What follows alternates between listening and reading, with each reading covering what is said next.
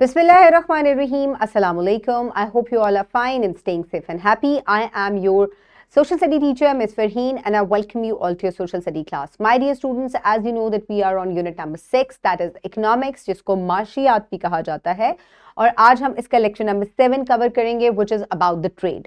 So my dear students, तिजारत के बारे में आज हमने पढ़ना है. आप प्रीवियस क्लासेस में भी ग्रेड 4 में भी आप इसके बारे में पढ़ चुके हैं. आज थोड़ा सा हम इसको एलैबोरेट करेंगे.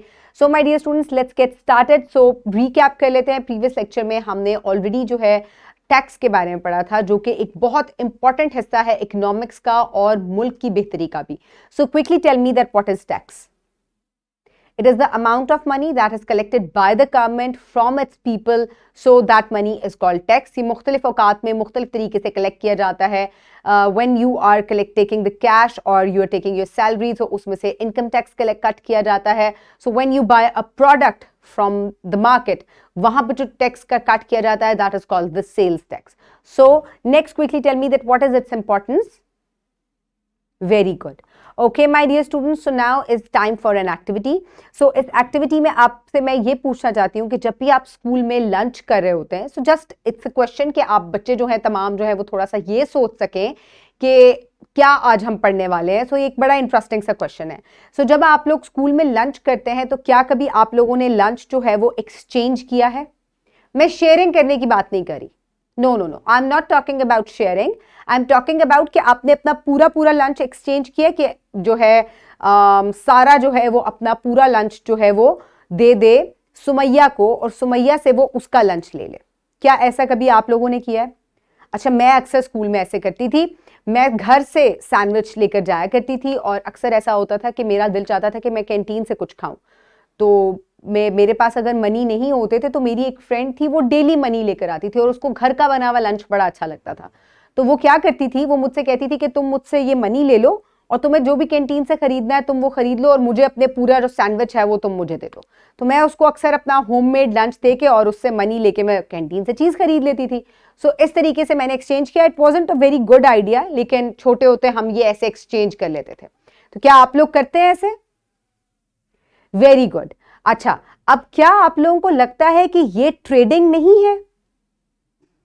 ये छोटा सा बिजनेस नहीं है कि आप एक पूरी चीज किसी को अपनी देके और इन रिटर्न आप उससे कुछ ले रहे हैं? ऐसा ही है ना, हम बहन भाइयों के साथ भी करते हैं कि मुझे तुम्हारा फलाना टॉय पसंद है तो तुम मुझे ये वाला टॉय दे दो और मेरा ये वाला तुम रख लो. तो this is kind of a business और अ trade.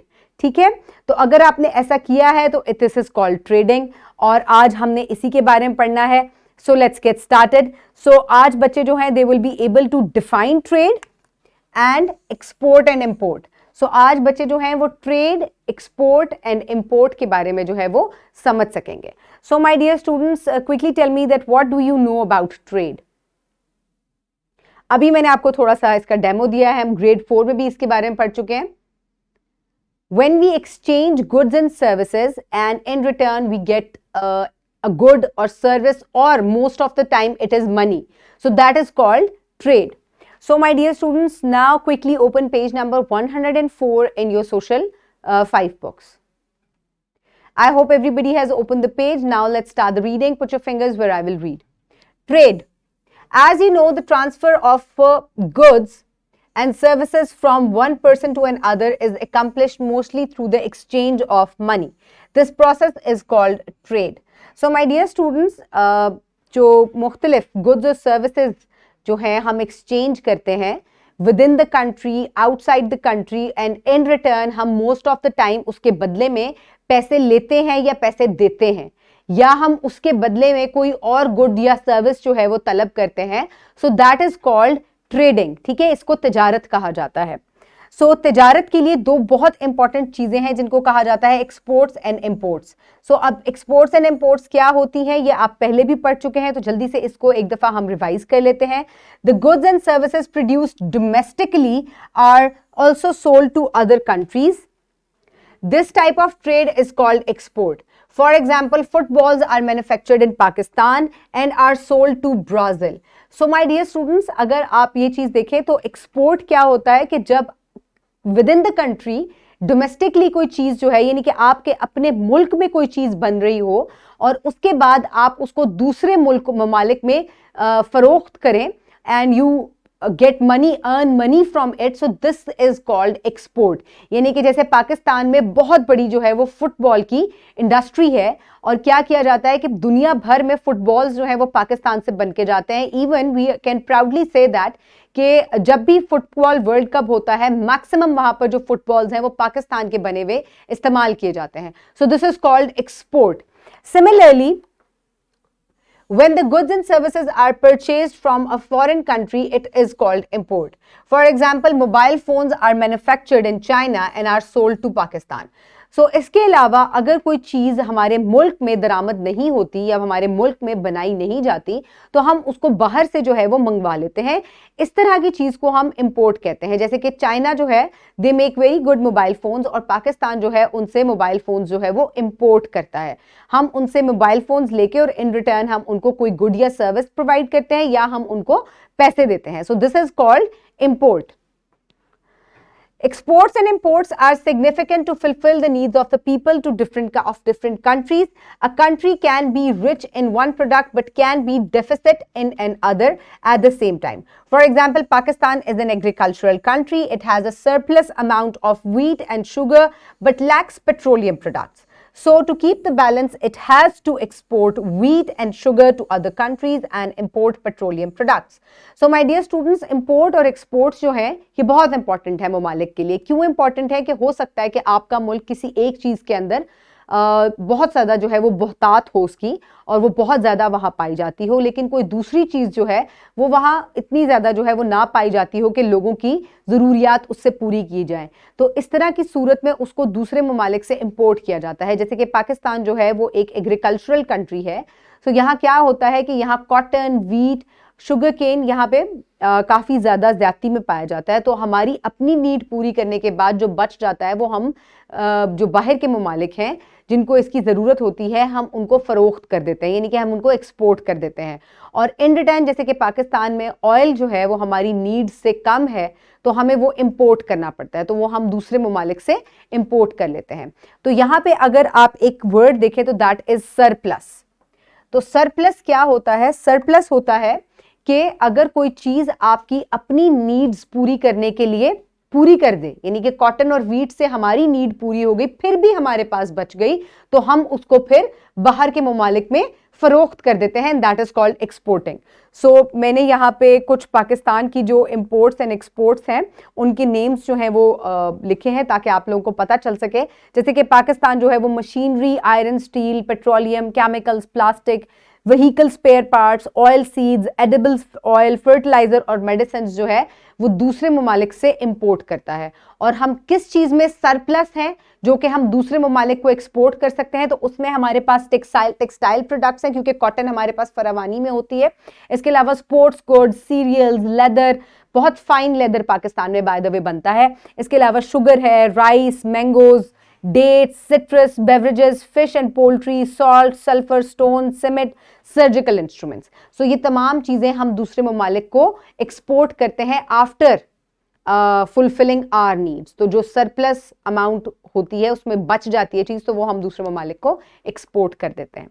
So my dear students, for practice, you can download this worksheet from the description box below this video, or you can get it in print form by your teacher. So write down your name and your class and then start working. Import and export. So imports are the goods that are brought into our country. Exports are the goods that we ship to other countries. Goods of which we have surplus may be exported to other countries that lack these goods. So when we lack certain items, we may import them to other countries from another. So my dear students, यहाँ पे import and export के बारे में बताया गया और किस तरीके से हम export करते हैं when we have certain products in surplus amount. So इस चीज़ को हमने मद्देनजर रखना है और उसके बाद आपने ये वर्कशीट फिल करनी है. So directions क्या है कि what is a good that you would export to other country, explain why we would send the particular item elsewhere, do we export anything like this good now.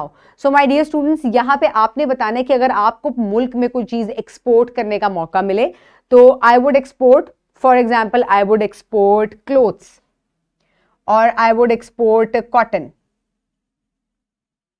I would export to the country of, I would export it to UAE. My reason would be because Pakistan has surplus amount of cotton and UAE does not cultivate cotton over there. So they are deficit in cotton production. So that is why I will export it to UAE. और उसके बाद something similar that is already exported is, yes, cotton is already exported to other countries. And how I would ship this good? I would ship it through ships. यानी कि मैं ship जो है बहरी जहाज के थ्रू जो है इसको या वाटरवे के थ्रू जो है इसको शिप करूंगी टू यूएई. इसके बाद what are some actual products our country exports to other nations. So मैंने आपको काफी सारे एक्सपोर्ट्स बताए थे, like surgical instruments, sports goods, cotton, wheat, mangoes, dates. So ये तमाम चीजें जो हैं दूसरे कंट्रीज को एक्सपोर्ट की जाती हैं. So pause the video and quickly finish it. ये आपकी अपनी रीजनिंग के ऊपर जो है वर्कशीट डिपेंड करती है. So quickly pause the video and finish it. I hope everybody has finished it. Now let's quickly move forward towards the evaluation. So define trade. Very good. Now quickly tell me that what are the imports and exports. Excellent. Okay, my dear students, for homework, you will do home activity number 2.